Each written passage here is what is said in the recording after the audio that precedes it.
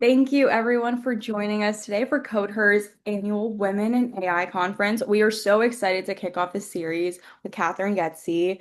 I have heard of Catherine, known of her for a really long time, and so the fact that she's able to speak with us today is so incredible. I feel like she's one of the reasons I even applied to Stanford College in the first place.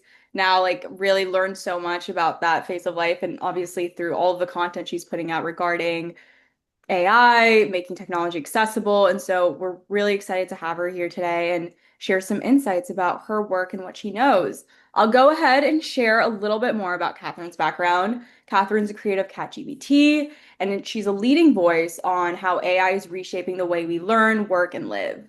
She is known for breaking down really intimidating technology concepts and making them into accessible everyday strategies. She's built a loyal following across TikTok and Instagram by showing students and professionals and entrepreneurs on how to thrive in the AI age. To a lot of people, her work isn't just about teaching tools, but it's a lot about unlocking possibility. Catherine helps young people see AI not as just something to fear, but as a partner in school, job searches, and even launching businesses. She's especially passionate about ensuring women and first generation students, often excluded from traditional tech pipelines, can access the opportunities and shape AI for their communities. Well, Catherine, that was the introduction we had prepared for you, but would love to give you the floor and introduce yourself, anything that I didn't mention. We would love for the audience to get acquainted with you. Totally. No, that was a glowing intro. Thank you so much for that. Hello everyone. It's so nice to meet you. I can't see you, but I feel you kind of through the screen. Honestly, I feel like you hit on everything. I've been doing CatGPT for just over a year now, but I've had a long background of making content. I had a YouTube channel before this. And then I worked in corporate and I worked in the media area and tech myself. So, yeah, building ChatGPT has been one hell of a ride, and we're just getting started. But I'm so thrilled to be here today and excited to chat. Amazing. So obviously you've been in the content creation industry for a while. I know even when I used to watch your videos, you said you used to like do journalism and reporting in high school. So obviously a very long time, but when it comes to this new chapter of your life, starting ChatGPT, when did you feel like it was like, okay, like people are talking about this, but like I feel like I have a unique way of making this accessible or like making this into something that not only I like can talk about or actually turn into something tangible, a business, a platform.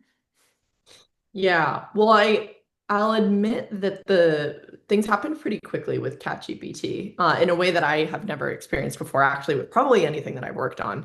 The second video I ever posted, I remember I woke up and I looked at my phone and it had 120,000 views overnight. And I remember thinking, like, that's unusual. I think there's something going on here. And sure enough, I just kind of kept pulling on that thread and the views kept coming. And it was something that, I mean, like you obviously have down videos and stuff, but for the most part, I think like I had a really clear vision when I was going into it of why I was making content. That's something I like really encourage people to do is to like be clear on why you're actually doing it before you start as much as you can because it helps you kind of anchor to something when like you will creatively inevitably lose your way and helps you find your way back.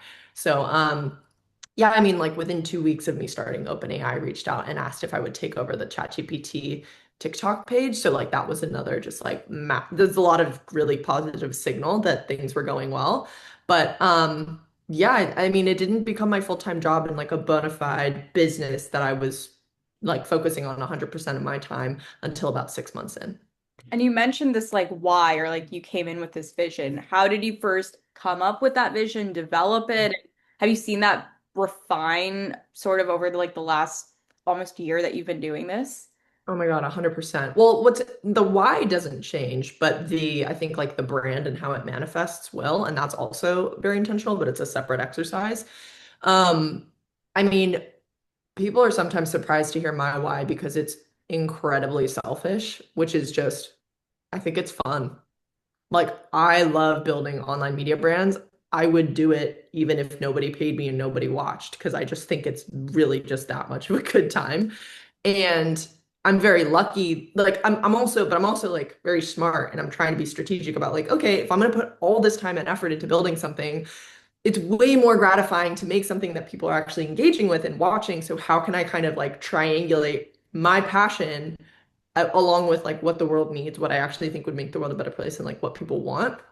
And for me, when like I mentioned, I had a YouTube channel, then I took a 7 year break. I didn't make anything for 7 years, actually more like 6 years. And then when I went back in, there were a couple of things that I was like, I want to do things differently. Like I learned lessons from doing Cath in college, which was my YouTube channel. So I had kind of like some things in mind that I wanted to change, but a lot of it for the most part was just kind of picking up the ball where I left off and then trying a new medium, which was short form video because TikTok didn't exist when I was in college. And do you like, I mean, you have talked a lot about in your videos and like obviously like you don't come from a very like quote unquote traditional tech background. It's not like you were Not a at computer all. science major or like you were like an open AI like engineer or and especially like as a woman in this space leading conversations about tech online, like have you faced any pushback or skepticism, maybe like in real life or in the form of comments, like, oh, like I don't think she knows what she's talking about? And how do you Sure. address that and rise above it and choose to feel confident in the information that you feel like you are able to share? Yeah, totally. So I remember in the beginning being like, why are people listening to me? I don't have a computer science degree. I don't have a PhD in machine learning. Like all of the other voices in tech were, and for the most part, I would say, I would argue, like largely still are, highly, highly technical, highly credentialed voices, in a very like technical way. I have credentials, but they're more, I would say, just like academic and generally.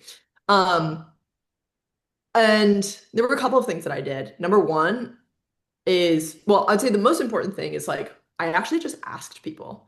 So when OpenAI was like, we want you to take over our TikTok page, and they had never had anyone do that before, I like got to know their team. And then I asked them one day and I was like, why me? Like, there's a lot of creators out there. And then what I think like you open yourself up to when you ask people why me or like why do you like working with me is like you kind of have to like brace yourself because you're gonna have to like swallow some either criticism or compliments, and both are uncomfortable for a few minutes. But like it's really actually helpful to hear from other people's perspective, like why they follow you or why they like your voice. And the interesting thing is, like, it's always gonna come back to one thing, which is just like, I like you.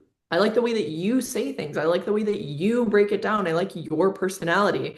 And that's the best thing ever because, first of all, it's like highly defensible. No one else can copy me except for maybe like an AI dupe. And so it's like, when you ask the question of like how do you have confidence, I mean, look, there are of course there are going to be people who are like, who is this chick, what are her credentials, could she even be talking about this? And there are some voices of people like that I hear and I know are saying that, and that's fine, but like I feel like the numbers speak for themselves, and like my audience enjoys it and they're getting value out of it, and I'm not ever speaking about something or like giving advice on something that I don't actually have the knowledge to speak to. That would be like trying to give medical advice, and I'm not a doctor or don't have the background. Like you'll see when you look through my content, that's not what I do. I'm talking about my own experience and my own takes and observations and, reciting things or talking about things that I've seen on the news. So I think it's a combination of like me covering things responsibly in a way that like is appropriate for my level of expertise because there's a lot of this that like impacts all of us. And the more we perpetuate the idea that you need a technical degree in order to have an opinion about this stuff, the more we are screwing ourselves because everybody needs to have an opinion about this stuff. This is our life and it's impacting all of us. And were you sort of mentioned like, okay, like you like there was obviously a point in time where you had to do some like self-educating. Like it's not like you studied this in school or you took a course. So especially when it comes to maybe thinking about the women that we often work with that especially in low and middle income countries, like this sort of knowledge like is not readily accessible in like more poorly funded areas. Like what are the steps that maybe you took to understand what AI is, the implications it had on not only society or your career, and do you have any like insights on what maybe these young women could do on their own end to equip themselves with just tangible skills and knowledge and maybe make AI from this like overwhelming male-dominated technical field to something like concrete, applicable, and practical for their everyday? Yeah, I mean, it's very meta, but my biggest tutor was ChatGPT as I was learning all of this. And I'd pick like one subject at a time. Like my process in the very beginning. So when I started out for the first like 3 to 4 months, almost all of my content was breaking down complex AI topics into something more bite-sized and understandable. But I had to do that for myself first. So like I would start from a very earnest, honest question that I already genuinely had. If it wasn't a question that actually piqued my interest, I wouldn't cover it. Like that was my rule. But if it was something, like I remember one topic that came to mind one day as I was like playing around with ChatGPT, I'm just like, how does it understand when I have a typo? Like if I understand how these large language models work, then wouldn't the typo completely throw it off because it messes with the input and da da da. And so I went down this like rabbit hole and I just started asking ChatGPT like, why does ChatGPT understand when I have a typo? I think I understand the basic premise of an LLM, but like I'm missing something. Wouldn't it be more like XYZ? And so by using AI as a thought partner, I was getting things like I was, it was poking holes in my argument and reflecting things back at me and helping me understand things that I couldn't. And then, of course, double checking all of that with outside sources. But it's like the best, I think, starting point because you can ask the question in any form that it already exists in your head. And like the most important thing to remember is that if you have the question, other people have it too. Like point blank, full stop, period. So, yeah. And when it came to like obviously like you said 2 weeks in, OpenAI was like take over our account, which obviously you were like I've only been creating content for like 14 days.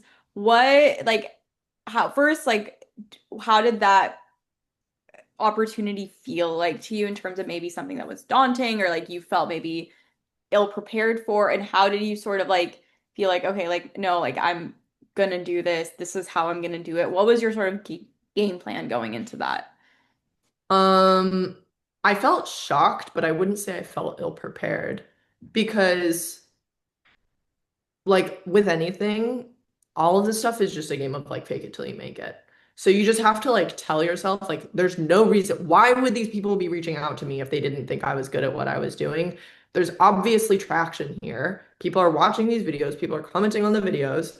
Like, honestly, like the imposter syndrome will take you out at the knees if you let it. So, not saying to just like bulldoze your way through it, but like look at the objective facts. Like, I think sometimes you have to like let your brain out logic your gut, your stomach when you're like feeling nervous. Like, those are totally healthy, normal emotions. But for me, I think the like that feeling of like, I don't know what I'm doing, I can't do this, rears its head in other ways. But I don't know, content's never been one of them for me. It's like if they reached out, it's because I'm doing something right. So I think my plan with that was just like, I want to set this campaign up for success so that they're really happy by the end. Because I also knew like this could be the potential beginning of a long-term partnership, hopefully. And so like I just was saying like, okay, I'm just gonna go above and beyond and keep this like super organized. So I made like a spreadsheet with like all of the video titles and the captions and what they would look like and how they would be. And they got to like look through them and give feedback, which was way more than they ever expected. And then at the end, I put together like a retro deck where I would like did a, like an analysis on how all the content performed.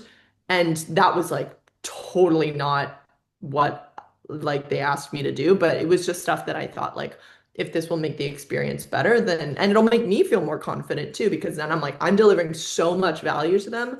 Now I can't possibly wonder to myself, like, why would they want to bring me on or work with me? It's like, look how much I'm doing for them. Of course they'd want to work with me. And when it came to the other opportunities you've had, like I know you've sat down with like Microsoft's head of AI and had these incredible opportunities, speak like former executives at Google and like these incredible people that were at the forefront of this digital age. How do you feel like you felt like in those conversations? One, figuring out how do I best use this time? I know you talked to one of the guys about fashion and like kind of pulled that out, and like it's Yeah. something that these like the women we work with, like they're looking to also like sit down with important people, ask them questions, get mentorship. How did you approach those situations when like having these incredible opportunities in a space Yeah. they knew so much and you're like, well, I'm here too. Totally. I think so I have a couple of thoughts when it comes to interviews. Number one, my number one pet peeve is when people do interviews and they're basically just having someone. recite the main points of their book. Like Mustafa Suleyman, for example, he's the CEO of Microsoft AI. You're referring to him. He founded uh oh my God, DeepMind. Did I want to say DreamWorks? DeepMind, and then sold it to Google. And I, in prep for the interview, like watched a bunch, like all of his podcasts that he's done and all of his interviews. And so many of them sound exactly the same because they're basically just interviewing him about his book and asking him, like, so what is your book about? And like, talk more about these main points in your book. That drives me nuts. I get why people do it. It's part of their book press tour. But at the same time, I'm like, the way that I approach these interviews is I take a big step back and I think to myself, okay, you know that prompt of like, if you could have dinner with three people, dead or alive, who would they be? These people are on people's lists. Like Sergey Brin is on a lot of people's lists, and Mustafa Suleyman is on a lot of people's lists. So the fact that I actually have the ability to sit down with them for an hour, I just think about it from the perspective of like, how can I make this as worth their time and also the audience's time as possible? And that means putting a lot of prep and a lot of work into coming up with good questions that they haven't been asked before. Um, and yeah, that's kind of like how I emphasize it. As for like how to not get psyched out when you're talking to somebody who's a billionaire, that I think I'm still working on. Like I do not be fooled when I'm asking a question.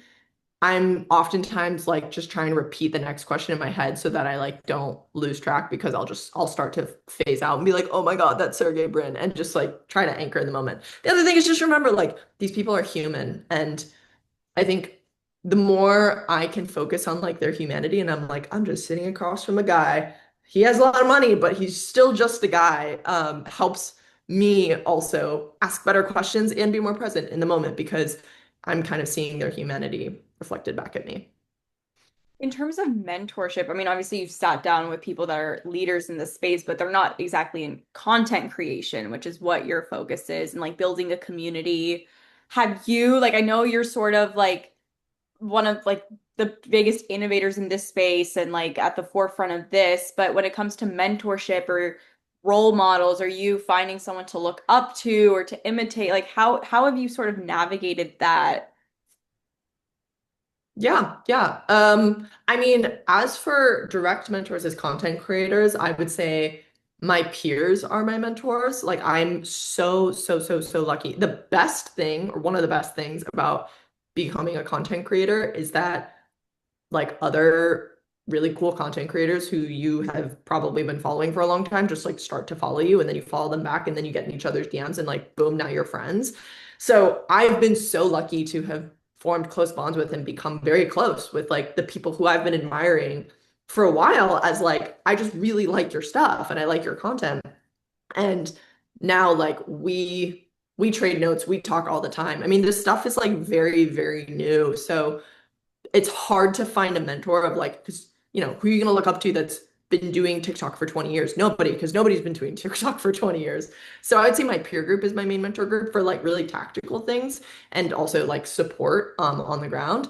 That being said, there are absolutely like mentors for other aspects or that I lean on for other reasons. Like I think like a great mentor is just somebody who like helps you really like anchor into your why and like figure out why, like asks you good questions about like why you're choosing to do one thing over the other thing and help you get out of your mental blocks. Um, and like help you move quickly, but also like with intention. And I've been so lucky and so blessed to have found great mentors who help me do that. Sometimes they're in tech, sometimes they're not, sometimes they're in content, sometimes they're not. I think, um, yeah, for me, that's like the most important part of a what a mentor can do for you. Did you envision, like looking back on your career? I know you started in like media consultancy and then you were at Disney for a little bit and like just corporate or relatively traditional, like paid salary jobs. And now, Yeah. assuming you're self-employed, creating content, not traditional career by any means, like a very like new age, new media age sort of thing. Like how does that sort of make you feel in terms of like maybe define the status quo of like what someone's normally supposed to pursue as a career? And then also in terms of like not having a boss to be accountable to, like you're accountable to yourself. Like what does that kind of relationship with work look like now? Listen, I'm very grateful for my time in corporate. I think that it gave me a really, really, really solid foundation. I know that when I talk to managers, partners, brands, I bring a level of knowledge and sophistication about the process that not a lot of other creators who have never had a full-time job have. I know what an SOP is. I know what an SLA is. I know what like a Gantt chart is. And if I ask for one of those things, they're like, oh shit, she actually knows what she's talking about. Like I can manage a project, so I expect other people to be able to manage them for me. So I think like creators are business owners, you're an entrepreneur. So having any kind of background in that, regardless of whether it's related to content or not, is extremely useful. That being said, I told my mom when I quit my last job and to do CatGPT full time, I said, just so you know, that is the last job that I will ever have. Because this is it. Like, once you get a taste of entrepreneurship, I think if you're like a true born entrepreneur, once you have a taste, it's very hard to go back. Oftentimes to a fault, like, it's okay to go back. And oftentimes that's like when duty calls, it's like you need a little stability, and that's not the worst thing in the world. So I don't think people should kick themselves at all for doing a little bit of both or going back and coming back. So, yeah, but that's definitely like I feel like ChatGPT is the tip of the iceberg on the thing that I will be building for the rest of my career. It might not always look like how it looks today, where it's like short form video content. It might not always be called ChatGPT. In fact, I can almost guarantee that it won't, but that's why it's the tip of the iceberg. And like every day, I'm learning more and more about how to like excavate the whole glacier. I'm taking this analogy really far to kind of discover what's all there. I answered the second part of your question. I don't remember the first part of your question. Sorry. I think you did, or it's just like in terms Okay. of self accountability, like not like you report to yourself and like how do you hold yourself accountable? And, obviously when you're working like a traditional job, like there are metrics by Q4. This is what we need to do. Your bosses or your company, your team has that. Like you're creating that for yourself now. Like that's up to you. So how do you Oh decide yeah. what's too ambitious versus what's realistic, setting expectations for yourself and your team? Like, what Yeah. does that sort of process look like? I mean, obviously, it's been a couple of months, but Yeah, what are your thoughts about that tip? totally. First off, nobody holds me accountable better than me. Full stop. Like I am my own worst and best boss because I never let myself have a day off. That I think like a lot of entrepreneurs actually struggle with this and need to look out though, because then the thing that you risk is the burnout. Like entrepreneurs die through burnout. And I think that the best, probably one of the hardest lessons I've ever had to learn, but also one of the best, and I'm glad that I learned it, is like when it was too late on burnout. There was a company that I was doing, this was like 3 years ago, 3 years ago at this point, and I pushed myself too hard and I fully burnt out. And there were other contributing factors, but essentially, long story short, the business shut down. And burnout was a huge part of that. If I had learned to throttle and to spot my burnout before it was happening, my co-founder called it too. He was like, I think you're about to burn out. And I was like, no, no, no, like I can keep going. He was totally right. I completely like had nothing left by the end of it. And so to me, like holding myself accountable is learning how to push myself just up until that edge, but never quite over the line, and then like forcing myself to take that break when I need it. And that's just a learning, like it's just constantly lessons and constantly learning. And I do very much implement the things that I gathered from my corporate career as a full-time entrepreneur. Like I have quarterly goals. I do. I write like very good job descriptions for my team. And when I hire, I'm like super methodical and thoughtful about, incentive structures and comp packages. Like these are all things, again, that kind of come from a corporate background, but because I have them, I'm moving so much faster and I'm able to work smarter as a content creator.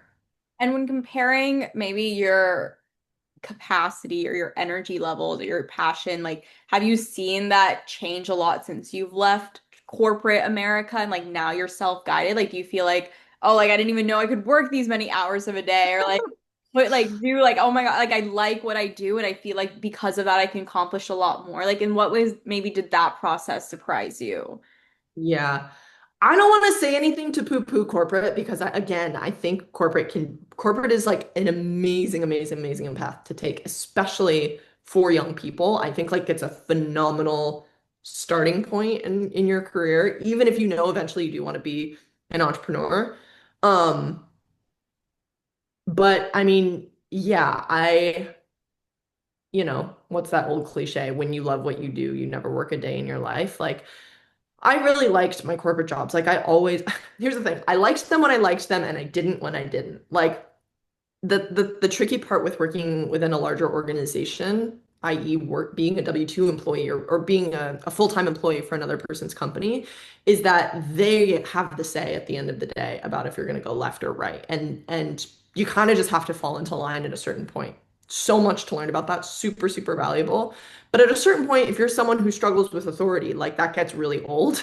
And I think that like, yeah, for me, it was incredibly fueling to just be able to be like, oh my God, the buck stops with me. Like I get to decide. And right now, like I'm traveling and I'm in Europe because I can and I just decided to. But also at the same time, like I'm like, I gotta get back because I got stuff to do. Like it's not all totally just like a vacation. Like it's a lot of work and it's way, way, way, way more stress because now like if I burn out, it's not just me who's impacted. Like I'm paying for people's livelihood. I have people on payroll. So like, and I care about these people. Like if my burnout causes other people's lives to blow up, that's a ton of pressure. So yeah, it's energizing for sure, but is also way more responsibility like than any corporate job you could ever imagine, I feel.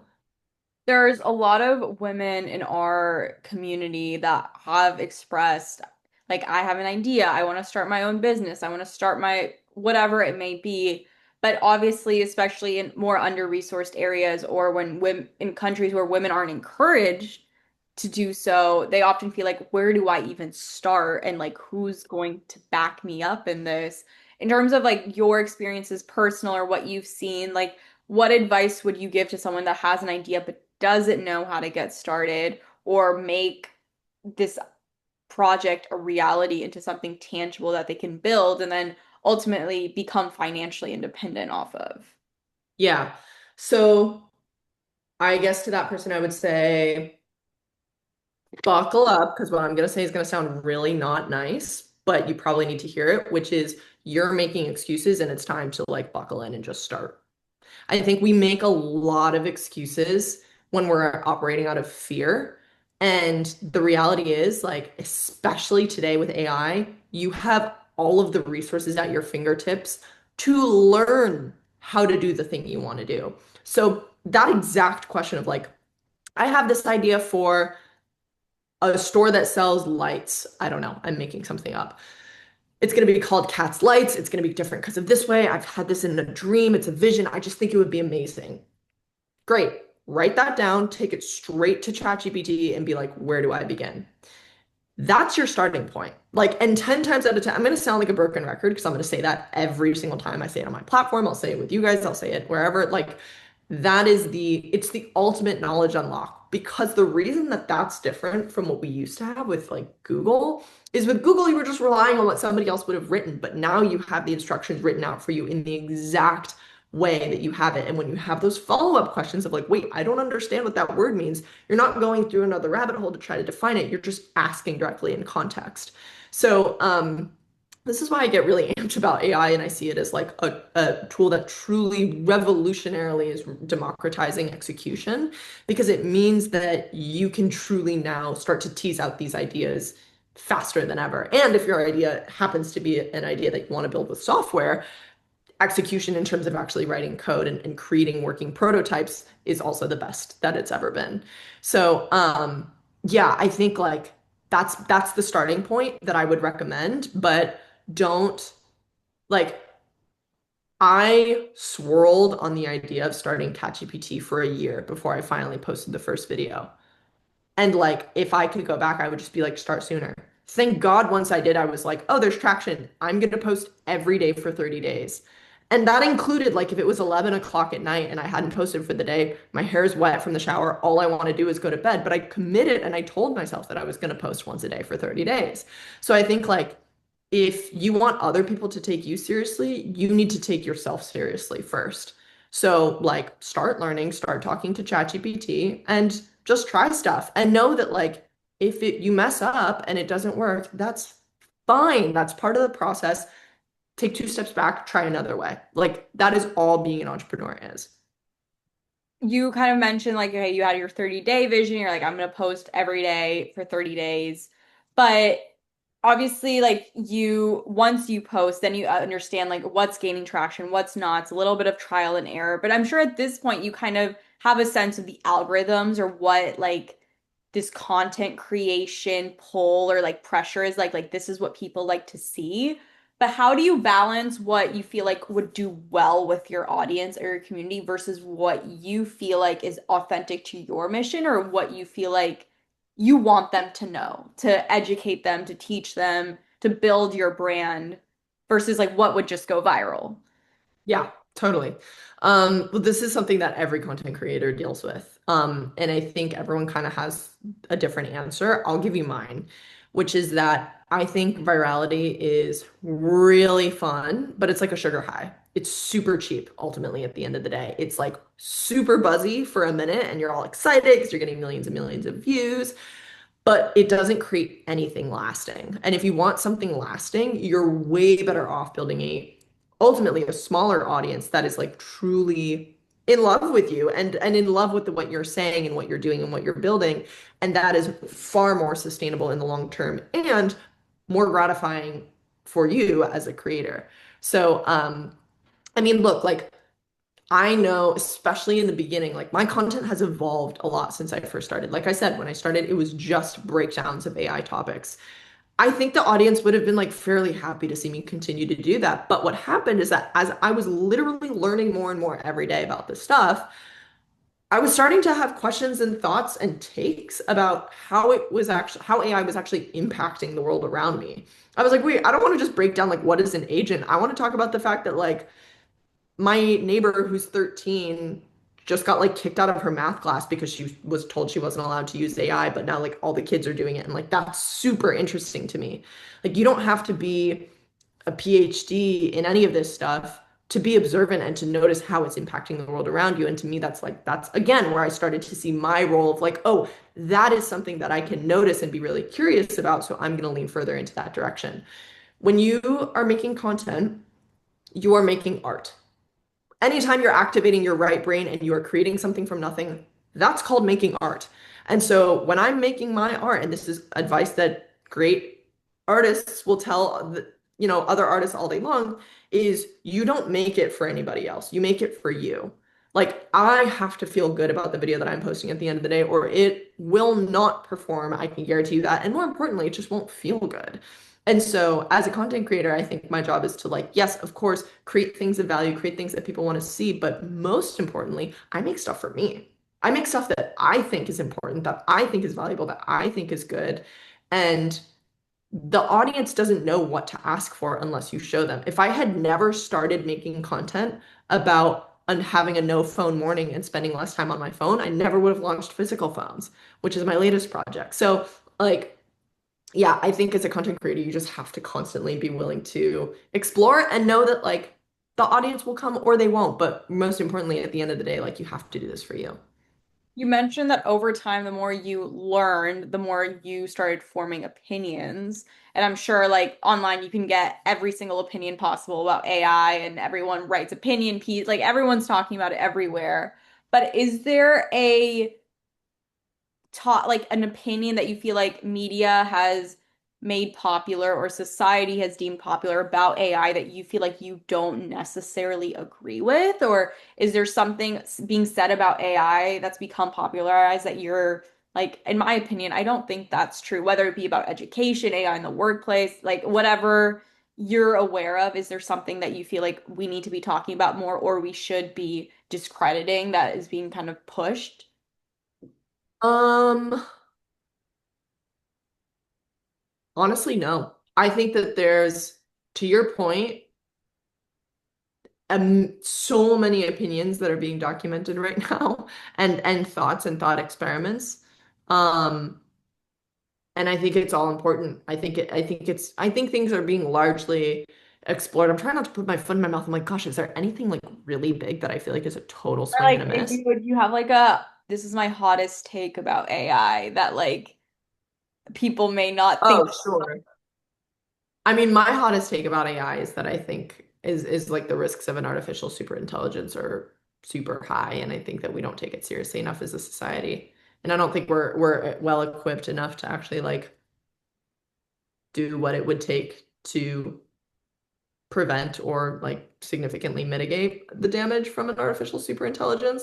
I don't talk about that much in my content because it's not very, it doesn't feel very useful or very helpful. And I try to be both of those things in my content. But yeah, my hottest take is that like when we're concerned about things like global warming and um, you know, political crises on that level, if not higher, we should be concerned about what happens if artificial intelligence continues to um, evolve and improve at the rate that it is. Have you learned, like speaking along those lines, when you've like talked to Sergey Brin or Mustafa, like have they shared things that have changed the way that you perceive that? Have they confirmed your beliefs, or have you received pushback on maybe, yeah, th like that specific idea that, Yeah, Sergey and I didn't get into that. Mustafa and I did a little. I mean, I read his book, of course. So he wrote the book The Coming Wave that talks exactly about this topic. But Mustafa does a really good job of balancing optimism with pessimism or just like analyzing benefits and risks. I think he's very pragmatic and he's a realist. And so we sort of talked around that, but we didn't, again, I don't like to ask people about just to repeat their book, but he writes about very similar themes in that book. oh, yeah, awesome. Well, I appreciate your thoughts on these things. I would like to, if you wouldn't mind, delve more into your personal journey with all of this. If like you maybe could go into a setback or failure that maybe like you faced as an entrepreneur starting your own thing or even before that, and like how does your relationship with failure look like, or it maybe even changed over the time that you started this, even before then? Yeah. Yeah, I mean, failure is something that I feel like every entrepreneur you have to get very comfortable with it because it's going to happen. Um, but like you basically just think about them all as lessons. You can look at it with a positive light or a negative light, and I choose to look at them with a positive light as much as I can. So, um, yeah, I mean, in terms of like how my relationship with failure has changed over time, a mentor actually said something to me probably about 6 to 9 months ago at this point, where he said, and I'm going to butcher this, but something along the lines of what you don't realize is that your greatest failures or your weaknesses are actually your strengths. And I remember at the time it like practically moved me to tears, and I couldn't quite articulate why, but I think now with a little bit of hindsight, what I realized is was for me, it was this idea that like I don't have a technical degree. I'm not coming at this from like a highly, technical background, but that's actually my strength in this scenario is that I can talk to people who don't have that background as well in a way that makes them feel like they're being seen and heard and spoken to the way that they want to be spoken to. It took me a little while to find that, but yeah, it still sticks with me to this day. That's awesome. Okay, well, that's beautiful. I appreciate that. And when it comes to maybe talking about like women leaders in the AI space, like I know you've interviewed very like prominent male leaders that are in the tech or AI space, but have you talked to the women that I know Mira Gulati from OpenAI was really big and she's done incredible things, or in terms of like the way women could change the course of AI in terms of generating ideas or even using it, what have you kind of seen being done, or like are there leaders in the space that you particularly have taken note of? Yeah, like you said, it's a very male-dominated space. So, I mean, my social circles are mostly content creators. So there's other creators who are women and are also covering AI or just tech in general. Jacqueline Dallas, Harper Carroll, Allie Miller, um, Emmy Tech. Like there's a ton of people. I would say that those are kind of the the company I keep close in terms of also just like understanding what's happening in the space. And we all give each other advice and talk and think about the field. But to be honest, I think we approach it mostly from the perspective of like, yeah, how can we just like participate and add value? And most of the conversations that we have, I don't think are too much, they're not very centered on like being women in particular. It's just like how do we be great creators or how do we be great scientists or whatever it is for what we're working on. Sure, no, that's super fair. I feel like even if women, we're not like directly always talking about being women, just being surrounded by female spaces or being in women held spaces makes a huge difference in terms of the way you feel about yourself, the way you're able to help other women in your community, even if like direct topics aren't always being addressed all the time. Yeah, of course. There's like subliminal stuff that happens too. Just like, oh, people here look like me, that feels great. And I just talking about like let's say like AI in terms of education or maybe how you've seen AI even affect your own cognitive functioning, your critical thinking. Like, do you feel like I mean a lot of people say like the more you use AI, like the dumber you're gonna get, like you're like it's just gonna rot your brain. There's been studies that have come out that like people that use AI to write essays, like like even they're in their MRI scans, not all parts of their brain are being activated. Have you kind of thought about, in terms of just maybe the effects of that from your personal level, your audience's level as a society, the more that we continue to use these sort of platforms or tools? Absolutely. Yeah, I think like with lots of things in life, AI is both a weapon and a cure. Like it is two sides of the same coin. It's a good thing and a bad thing. It's our greatest weakness and our greatest strength. Writing is thinking. And anybody who's completely offloading the task of writing to AI to like leapfrog the thinking step just wants to cheat. Like they're only interested in the outcome. And I think like to that to me speaks to perverse incentives more than it speaks to like that person's character. I would use AI to write something that I didn't care about. But if I really deeply care about the process of writing something, or I care about if I care about like, if I'm gonna write an article and I'm gonna put my name on it, then I'm really gonna care that it sounds good and I'm really gonna care that it came from me. And more importantly, like I often write to get through a thought. Like I'm like, how do I think through this? Okay, the CatGPT brand needs to evolve in 2026 and I need to get into long form, but like what does that look like? And how can I think about like where I want to be a year from now and then back out of that with content ideas? Okay, there's no way I'm gonna just like completely 100% offload that cognitive task to ChatGPT because then I don't get the benefit of like doing all the mental gymnastics to get there. Like I like exercising my brain, but I think this is like the critical failure point is if we don't implement the incentives from a young age and teach students and kids to like learning, they will not have that incentive to be like, well, why would I do that? I want to write. And I think the good news is like when I talk to young people and I talk to students, which I do often, they like to learn. We're human creatures. Like we like learning. We don't want our brains to turn to mush. The problem is that there's so much technology that is like, you know, designed to arrest our attentions that prevent us from being able to like really lock in and drop into doing deep, thoughtful work.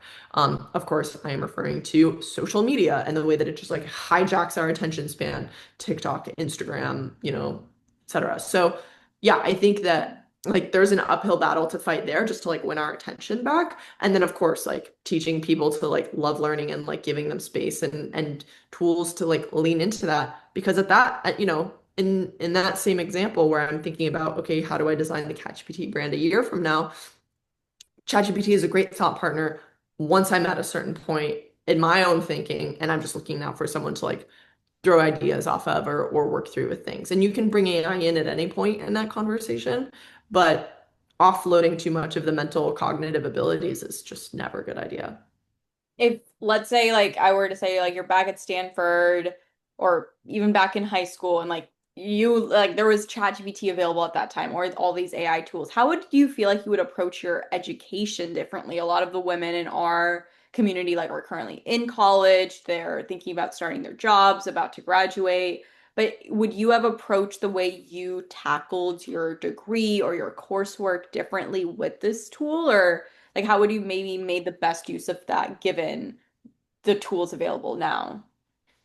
I might have been more interested in studying I was gonna say maybe more interested in studying computer science because it would be so much more efficient.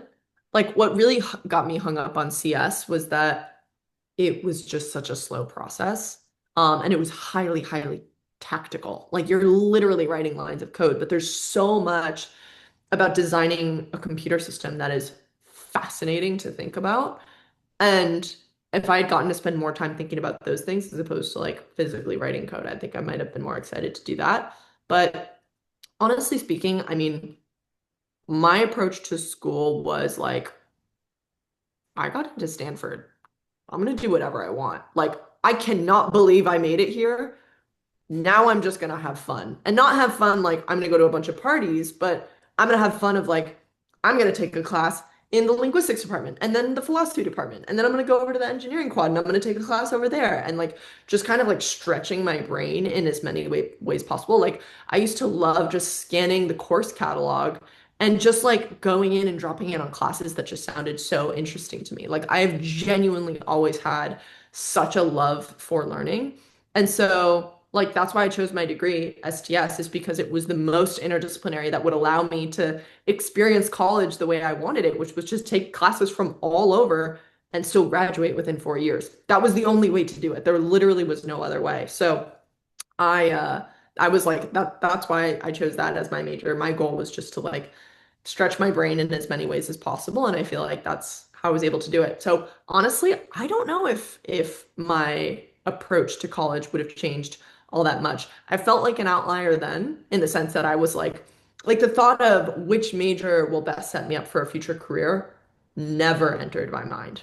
I think I've always known, like even when I was a little kid, people used to ask me, "What's your dream job?" And I used to say, "My dream job doesn't exist yet." And my mom would be like, "What does that even mean?" She like had no idea where I got that from. But literally from like 10, 12 years old, I was already saying that to people. I think I just had an intuition that it was like, whatever it is, I don't think you're gonna get it. I can't articulate it, so I'm just gonna go ahead and say it doesn't exist yet. Um, Lo and behold, I was completely right. But yeah, I think like that mentality I carried through with me even through college where it was like, why would I over-index so hard during college for a degree to get me a certain job when it's like I want to be able to like have a very multi-hyphenate degree or I mean career where I can bounce around and do a lot of things. So like I don't think anyone's really going to care what my major is past a certain point. Plus, once you're in the bubble of Stanford, you forget that it's like people are impressed enough by the fact that you went to Stanford. That'll get you into pretty much any room. Do you feel like maybe as a woman or in this space, like having these credentials were helpful in terms of like establishing credibility or 1,000%. but how, wait, do you have any opinions on that? Like, oh, I think you should have credentials or get this degree, get this, or you're like, that maybe is not necessary. Like, you don't need to go to the best school, the best whatever, or get this certificate or whatever it may be to do this effectively. Or like maybe whatever thoughts you maybe have on that in terms of how it's affected you, or maybe the creators in your life that maybe don't come from that same credential background. Oh, my having gone to Stanford has served me zero in the creator economy. Like it doesn't do anything for me. I learned nothing about it while I was there. I didn't like all of the experience and my strengths as a creator come from just trying it and getting out there. There's no degree, there's no nothing. It's like, yeah, definitely not. But yes, of course. I mean, going to Stanford has like put me on a rocket ship and catapulted me. But the most valuable thing, I think, that somebody gets when they get a Stanford education or an education from any top school is this like weird belief, this confidence that like, yeah, you could probably do it. Like you'll be fine. And that's the confidence that ultimately you want to get to. It's a very expensive way to get that confidence, but it's very effective as well. Um, and so I would say, like, no, you don't need it. I don't think anybody needs this. But it can be very helpful, of course, to just feel like, yeah, I deserve to be in this room. And you kind of have like a little bit of a chip on your shoulder. I mean, when you go to like, I just remember, being in clubs and going to events, and all of a sudden one day, like, the CEO of XYZ tech company would be on campus, or this, VP of marketing at Pinterest would just like show up at a club meeting. And the opportunity to like rub elbows and learn from these people was just so insane and unbelievable that I just remember being like, dang, if they're here to talk to us, like we must really be we must be on to something. Like we're in the right rooms. And yeah, anyways, it's the confidence I think that going anywhere to get your credentials is good for. And I think if that can help you, like at times in life, you need a little bit of a jolt of the or a boost of that confidence, and that's like totally fine and fair way to get it. Do you have advice for women that maybe don't come from prestigious universities, can't afford them, don't have access to them, but still want to build that confidence where they feel like, yes, I can do it, or like I can send a LinkedIn message to the CEO that I really care about, but like, are they going to even respond? Like, do you have any advice for women on how they can build that without maybe coming from a background that encourages that? I think like then it starts now. You need to like make the background that encourages that. I 1 year ago had no creator friends, had no entrepreneur friends, very few entrepreneur friends, and I like rarely talked to them. And I remember writing down as a goal for myself, like, I want to be surrounded by creative entrepreneurs, period. Like, I knew that was a huge gap in my life that I didn't have that community, like physical in real life community that I was going to eat, breathe, and sleep around every single day. Um, and I made like drastic changes to make that happen. I left my apartment. I moved into this house with 8 other people, and everyone there was an entrepreneur. And I had a tiny bathroom, and it was super cramped. And my boyfriend was like, "Why are you doing this?" And I was like, "I just need to be around other entrepreneurial people." Then when I started CatGPT, I got an office. And every single person who works at this office either works in tech or in the creative industry. And it's super friendly and people talk with each other. And I did a trial of 1 week to make sure that that was the case. And I would chat with people at the fridge and see if they would talk to me and entertain a conversation. And when they did, and I could see that it wasn't just people who were, experienced, but also very friendly, then I was like, great, add another check mark to that box. Like, I think if you like groups like this, like what you've created with codeHER, is exactly what you should be doing. If you don't come from that background, like keep in mind, there was a point in my life where I didn't come from Stanford. I hadn't gotten to Stanford yet. And like you're just constantly trying to create and manufacture environments for yourself. Like these people are out there. And also, we live in an age you can just find all this stuff online. Like keep finding these groups and keep putting yourself in these physical or virtual rooms to have other people that are smarter than you rub off on you. And like the cumulative effects of that over time will propel you into this like radical self-belief that you need to start working on now in order to get to a point where you can actually start executing on stuff and feeling like remotely confident about it, down the line. Boy, that was awesome. Like that.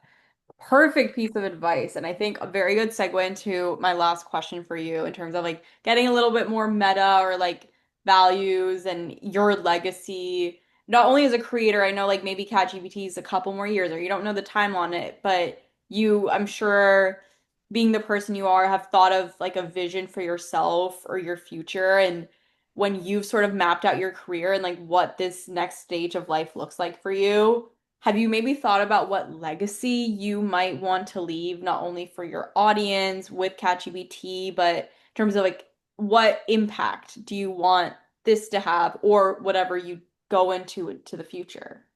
Yeah. Um, this kind of goes back to what I said earlier about my why being surprisingly selfish. The impact that I want to have is like, I just want to live a good life, and I want to have a lot of fun, and I want to learn a lot, and I want to leave the world a little bit better than I found it. And I think that that can manifest in so many different ways. But if I become a role model to people along the way, it will be because of the like lighthouse effect, where I'm not trying to go out and like preach and tell you what you should or shouldn't do. If you want my advice, I can offer it. But like what I want to do is like make myself the biggest, brightest, most beautiful lighthouse. And then my light will just like inspire other people and shine on others as a side effect. Like I don't think and that's I think something where I differ from other creators or some of my peers where like they really do feel motivated to like change how certain groups of people feel about certain things or motivate people to get into tech or do this or do that. And I think that is a noble, noble, noble pursuit. That's not how I see it for myself. It's more of just like if I can squeeze the most out of life and in doing so remind others that they can do the exact same thing, then all the better. Amazing. Well, perfect. That's all my questions. We have a couple in from our audience. This one I really liked. So a girl is asking if you could design one dream AI tool to exist tomorrow, something that doesn't exist right now, but like you want to see happen. Maybe you'll build it, someone else will build it. Mhm. What would it be, and what purpose do you think it would serve, or would you like it to serve? Mm. Oh my gosh, I have to think about that. It would have to solve a problem that I have. Um, um, um, um, um, maybe an AI that could create my entire travel packing list for me. I'm currently traveling right now, so that's very top of mind. But um, yeah, I hate packing. I just think it's such a drag to be like, do I have everything covered for all the different events and whatnot? And not just clothes, but also like toiletries and everything I need. Do I have the right medications, passports? That could be cool. No, that's when before I went to Europe, I took a picture of my suitcase and my closet and I was like, chat, will this all fit or do I need a bigger bag? There you go. And then we have Khadija from Morocco. She's asking, do you personally see AI as your partner for creativity, or do you feel like it's replaced some aspects of creative work for you right now, or you maybe envision that in the future? Oh, definitely not. I mean, yeah, if anything, it's a thought partner, but it's not like a 50-50 partner. It's more of like a 95-5 partner where I'm the 95. Yeah, the only time that ChatGPT really comes into the creative process for me is when I'm trying to like usually flesh out a script for a brand and I'm incorporating a creative brief or incorporating feedback. Other than that, everything comes straight from here. That's awesome. We have, 2 minutes left, so wanted to give you the rest of the time to share anything you may have not shared with the audience. Oh, we have another question. Sorry. What was one pivotal decision you made early on in your career that shaped your path in content creation and AI? Can you say it again? What was one pivotal decision you made early in your career that shaped your path in content creation and AI? Mm. I mentioned that there were learnings from doing Cath in college that I applied when I decided to go back into making content with CatGPT. One of them was that I would not let the topic of my new channel be my life. That's what it was with Cath in college. And when I went back, I said, if I'm going to do this again, I need to be talking about something that is not all about me because something that you find out the hard way, I think, as a content creator, when you're making content always about you, is that in order to do a good job, you have to start mining your own existence for content. And that's really fun in the beginning, and you feel like you're sharing, and it feels really great. And then it becomes very exhausting. Um, so that was a decision. Again, wrote it down on paper when I went back that I said, I need something I can talk about. And that's how ChatGPT started, was because I said, okay, well, what can I talk about ad nauseum? And it was AI. Amazing. Well, any last thoughts that you have for our audience that you maybe wanted to talk about we didn't cover? Any like last things that you would like to leave the girls in No, our community with? I just want to say thank you so much for taking the time and for tuning in. This was a pleasure, and thank you so much for having me. Thank you. We loved having you. I will, everyone, send out a follow-up email with all of the links to her socials and CatGPT and her YouTube channel, TikTok, so you all can look at our content, give her a follow, and stay in touch with everything that she has going on. Thank you so much again, Catherine. I know it's late in the day in Spain for you, but we really, really appreciate All good. My pleasure. Thank you so much. the rest of your day. Bye.